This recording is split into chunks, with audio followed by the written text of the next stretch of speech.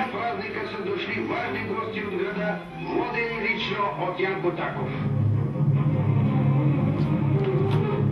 За да расте здрав и щастлив народ, месокомбината поддържа своето стопанство с отбрани и плодовити животни. Сега на всички е ясно, че това българско село със своята качествена и евтина продукция донася изобилие на целия народ. Вижте как тези усмихнати хора превръщат труда си в народен продукт. Какви са вашите очаквания от участието ви в Euroforum Communication? Такова място е много интересно, защото по принцип това, като ми се обадиха организаторите, те сами казаха, че обикновено България, български бизнес нямат много такъв добър имидж на Запада. И реално това е една възможност наистина хора от Австрия и тук има и от другите държави да се запознаят с така потенциал, който този пазар притежава. От една страна като бизнес потенциал, не в смисъл с големи мащаби, каквито са примерно Румъния или друга, обаче все пак мястото, на което е растеж неминуем и всяка година той се постига. И от друга страна като място, където наистина лежи един огромен творчески потенциал, който не само за България може да е полезен, а и за цялата Европа. Така всеки човек, който работи в творческа работа, аз съм много любопитна и за мен беше много интересно да видя от една страна как се развиват рекламните агенции в региона. Имам предвид Сърбия, Румъния, Хърватска, Молдова и същевременно по какво се отличава качеството на рекламната индустрия в България и в Австрия, защото Австрия все пак е домакин. Какво се различава стила на българската реклама от австрийската? Разлики са базирани всъщност на характеристики на пазара. Всъщност това става дума за горе-долу малък пазар.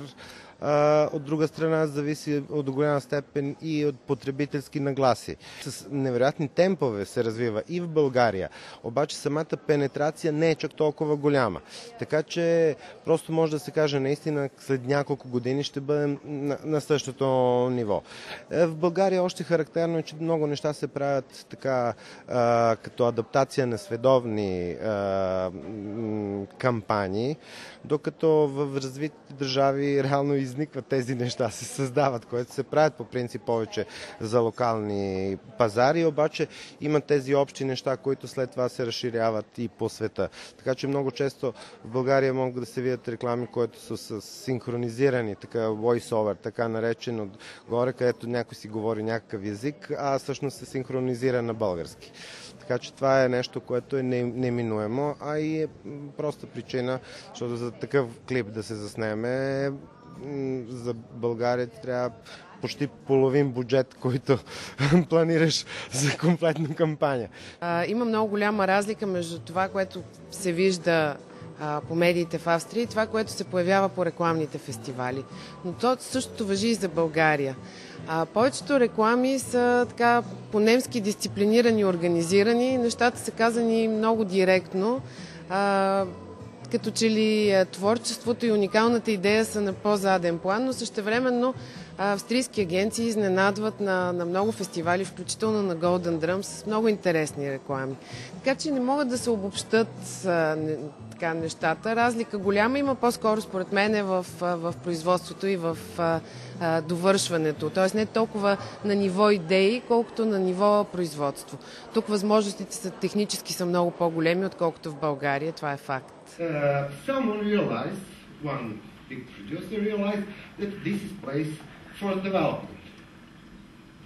And what they do, they engage agency to design battle, they design.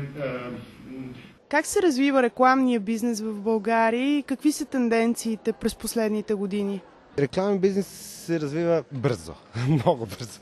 Значи с среден ръст от примерно 20 до 30% на година. Това е почти рекорд, това почти никъде не се случва, което отразява всъщност и развитие на глобален бизнес в самата България, понеже тези две неща са свързани. Като тенденция е това, което реално се случва на Запада. Само няколко години по-късно.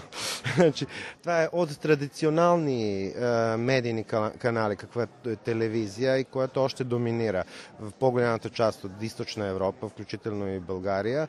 Нещата се движат към такива по-нетрадиционални медии и разбира се към интернет, който реално всички са наясно, че диджитал и интернет и тези неща са бъдеще. Мои деца не гледат телевизия, освен през компютъра. Така че това е тенденция реално и в България, само че такава каквато е глобална, обаче с малко закъснение, понеже хем е малък пазар, хем технологии, изобщо всичко като развитие са малко по-назад в сравнение с останала част от Европейски съюз. Обаче може да се каже, че наистина се чувства изключително качество, понеже реклама като индустрия в България има 16 години, реално. Това не е традиция от 100 годишна, каквато е в тези държави, а просто се развива от 16 години.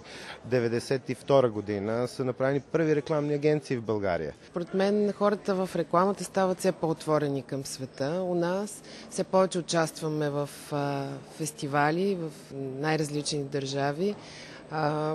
И има така някакви посоки, които показват, че ние като че ли ще пропуснем някакви известни години, нашето развитие ще скочи, ще стане доста по-бързо, отколкото е било тук, например. Но това е и нашия шанс, ние нямаме друг шанс. Мисля, нещата не могат да стават толкова бавно с годините. Ние сме длъжни много бързо да се приближим до стандартите на централните европейски държави. Тенденции, според мен интернет е една много, много силна тенденция. Ползването на интернет процентно в България се увеличава с всяка измината година.